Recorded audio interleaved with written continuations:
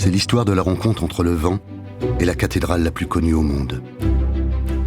Révéler l'invisible et accompagner l'établissement public en charge de la restauration sur un phénomène complexe à appréhender.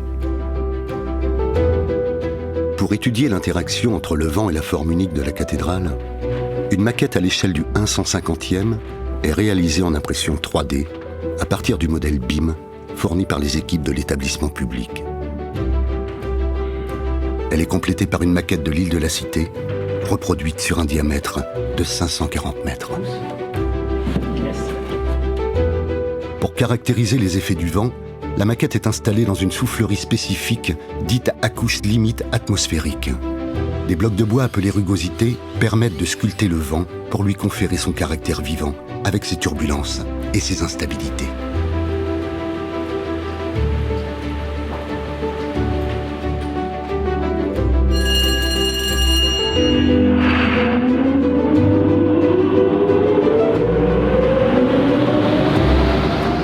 Des visualisations par canne à fumée permettent de mettre en évidence les fluctuations turbulentes du vent naturel.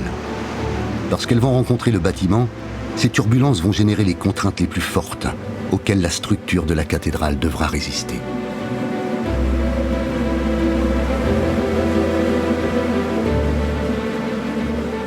Les essais en soufflerie ont deux objectifs. Le premier est de comprendre l'effort généré par le vent sur la flèche et sa géométrie complexe.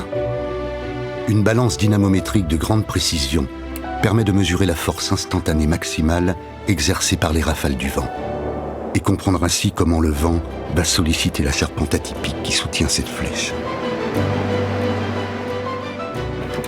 Le second objectif est de comprendre les efforts exercés par le vent sur la toiture. 200 prises de pression sont disposées sur la maquette et sont reliées pneumatiquement à des capteurs de pression synchrones. Ils permettent de mesurer toutes les fluctuations des efforts exercés par le vent sur la toiture. Mais ces phénomènes sont difficiles à visualiser. C'est pourquoi on utilise la simulation numérique qui propose des modèles simplifiés pour comprendre comment le vent se structure autour du bâtiment. La complémentarité numérique expérimentale permet de mieux préparer les mesures et de proposer une analyse plus claire et pédagogique des effets induits par le vent.